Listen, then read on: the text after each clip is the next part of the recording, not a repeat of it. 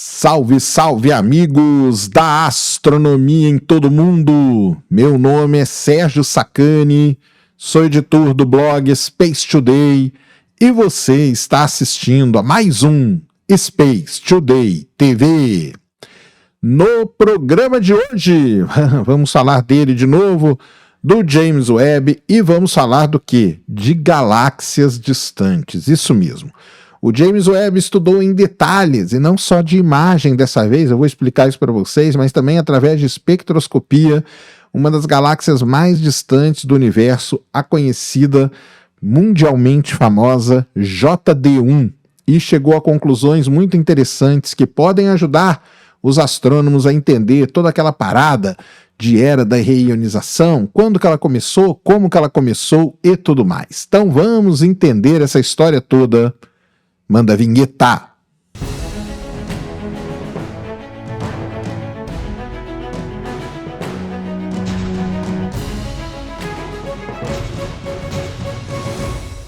Muito bem, pessoal, vídeo novo aqui no canal. Antes do vídeo começar, você já desce aí, já deixa o seu like, já se inscreve no canal para você não esquecer durante o vídeo e para ajudar a causa da divulgação científica no Brasil. É o seguinte, se você ainda não baixou, baixe agora o aplicativo do Space Today, o Space Today Plus. Você encontra ele na sua lojinha aí do iOS ou a sua lojinha do Android, e você pode baixar ele gratuitamente. Você vai ter acesso às postagens do blog, ao canal 24 horas, vídeos do YouTube, acesso à loja, além de 5 documentários dublados em português para vocês. Esses documentários eles ficam alternando ali. Se você achar que o trabalho está legal e que vale a pena ajudar e colaborar com o Space Today, então você pode também assinar o Premium por R$ 29 por mês. E aí é o seguinte, você abre a verdadeira caixa de Pandora da astronomia.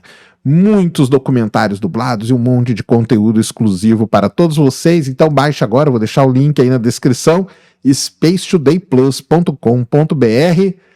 Vamos para o vídeo de hoje, passar aqui nossos 10, 15 minutinhos, batendo um papo sobre algo importante, interessante e relevante que acontece no nosso universo. Hoje nós vamos falar do James Webb analisando uma das galáxias mais distantes conhecidas, e dessa vez analisando de forma completa. Bem, vamos agora aqui com tempo e com paciência tentar explicar isso para vocês, né?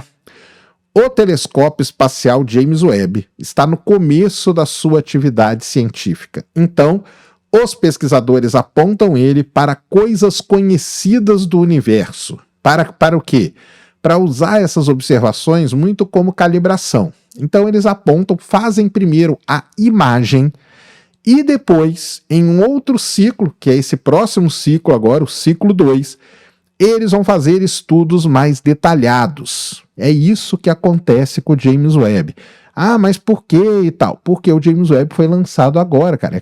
Ele começou a fazer sua investigação científica do universo em julho de 2022. Então, isso é muito pouco tempo. Lembrando que o James Webb ele não estuda só galáxias, ele estuda planetas, ele estuda estrelas, ele estuda cometas, ele estuda um monte de coisa. Então, o tempo é dividido e ele vai fazendo o trabalho dessa maneira.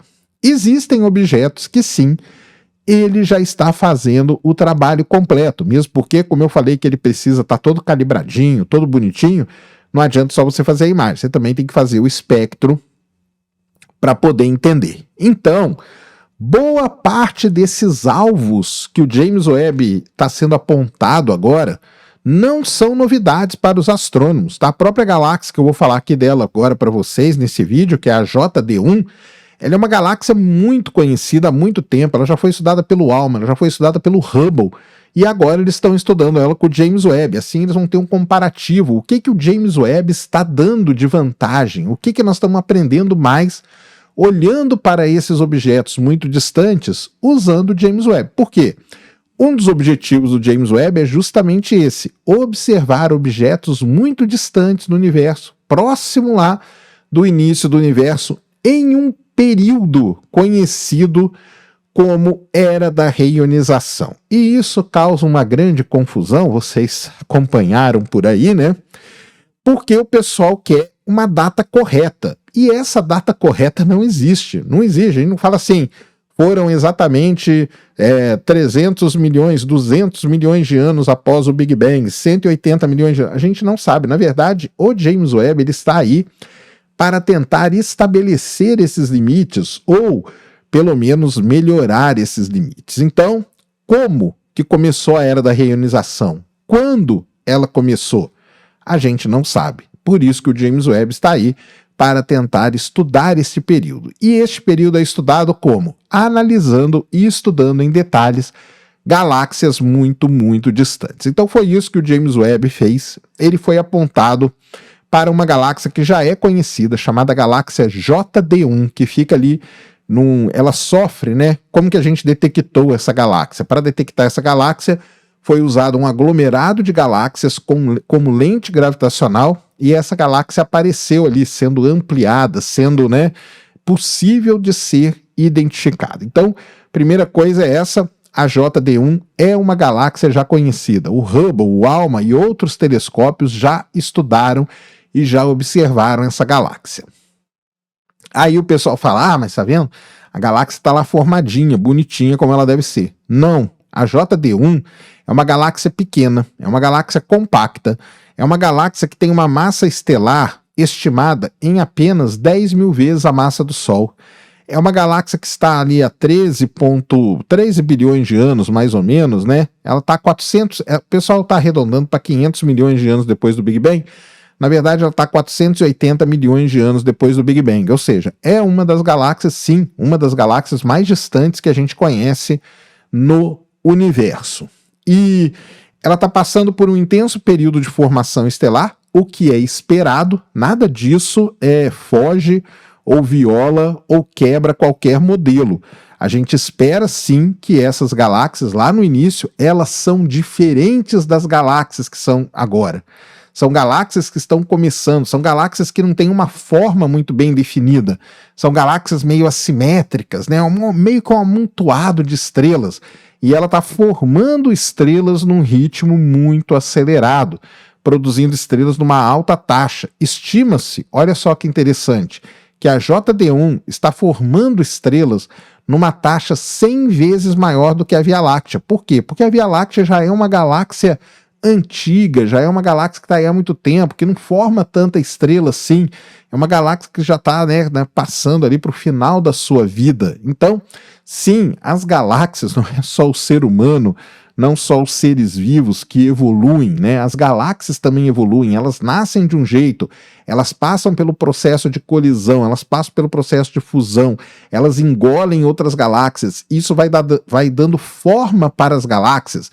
Então a galáxia que nasce como uma maçaroca de estrelas ali, com o processo de fusão, com o processo de canibalizar, que a gente chama outras galáxias, ela vai ganhando forma, ela vai ficando mais espiral, ela vira uma galáxia de grand design, que a gente chama.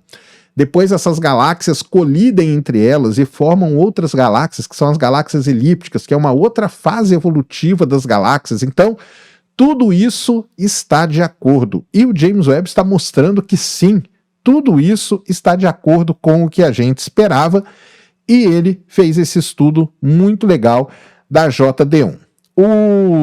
Além de ter a imagem da JD1, que é muito legal, que é muito importante, os pesquisadores também conseguiram usar o James Webb para medir as propriedades químicas da galáxia. Como que eles fizeram isso? Usando o espectrômetro, o espectrógrafo do James Webb, ou seja, por espectroscopia no infravermelho. E aí, olha só que interessante, eles descobriram que a JD1 tem uma abundância muito baixa de elementos mais pesados do que o hidrogênio e hélio, o que sugere que a galáxia se formou a partir do gás primordial não contaminado. Então, essa galáxia que está lá apenas 480 milhões de anos depois do Big Bang, ela está muito bem de acordo com os modelos, muito bem de acordo com os modelos, ou seja, ela é formada basicamente por hidrogênio e hélio, ela tem muito poucos elementos pesados e ela deve ter sido formada por esse gás primordial. Então, isso é que é muito interessante, tá? Porque não só igual a JD1, você vai ter outras e outras galáxias ali que também vão mostrar essa mesma propriedade. Ah, Sérgio, mas e aquelas 6 galáxias e tal? Eu vou ter que trazer um outro vídeo sobre ela, por quê? Sobre elas, porque tem muita gente afirmando que muito provavelmente possam não ser galáxias como a gente conhece. Pode ser que elas tenham um buraco negro supermassivo ali no seu centro e tal. Existem aí N explicações para o fato daquelas 6 galáxias. E uma outra coisa muito importante, aquelas 6 galáxias famosas que o pessoal diz que viola o modelo e tudo mais, elas ainda não foram estudadas por espectroscopia. Por quê? De novo, porque o James Webb está iniciando a sua carreira científica. E aquelas galáxias lá, elas já foram para o ciclo 2 do James Webb, onde no ciclo 2 elas serão estudadas por espectroscopia. Então isso é muito legal. Todo esse estudo aí da JD1, né, é muito importante, pois fornece informações para os astrônomos sobre como as primeiras galáxias, como ela, e as primeiras estrelas se formaram no universo. Acredita-se, né, que as primeiras estrelas tenham sido responsáveis pela reionização do universo, transformando de um estado neutro que ele existia antes, que era a Era das Trevas, que a gente chama, para um estado reionizado. E esse período, essa época do universo, ela é muito importante na história do universo. E a gente não sabe nem quando, nem como ela aconteceu exatamente. E é por isso que o James Webb está aí, para poder nos mostrar isso. Então, não só a JD1 é um grande exemplo, porque ela já foi observada, estudada por outros telescópios, mas outras galáxias naquela região que o James Webb vai estudar vão ajudar a responder essas grandes questões. Então, tudo isso destacando aí que o James Webb, sim, é um equipamento fundamental para a astronomia, é um equipamento que está nos abrindo aí a janela para estudar o universo no infravermelho, para poder entender como tudo isso começou e não está violando nenhum modelo que a gente conhece, tá? E outra coisa, as coisas que ele vai descobrindo, nós temos que entender. E entender com base no quê? Entender com base em todo o ferramental que a gente tem, em toda a física que a gente conhece, em toda a matemática que a gente conhece. E se for preciso, não tem problema nenhum que tudo isso seja revisado, mas por enquanto está tudo muito bem de acordo com o que os astrônomos imaginavam. Beleza? Pessoal, então esse era o vídeo que eu queria trazer aqui no canal para vocês agora. Espero que vocês tenham gostado. Se gostou, já sabe, aquele tapa no dedão, aquela voadora com tudo no peito do like. Isso ajuda pra caramba o vídeo, o canal ganhar relevância. Nunca se esqueça do pacotão youtubístico, compartilha, favorita, se inscreve no canal se você ainda não é inscrito, deixa aí nos comentários o que você quiser saber. Tamo junto dioturnamente na luta contra a má divulgação científica no Brasil e contra a anemia na divulgação da astronomia no nosso país. Mais uma vez, meu nome é Sérgio Sacani, sou editor do blog Space Today e você acabou de assistir a mais um Space Today TV. Fui!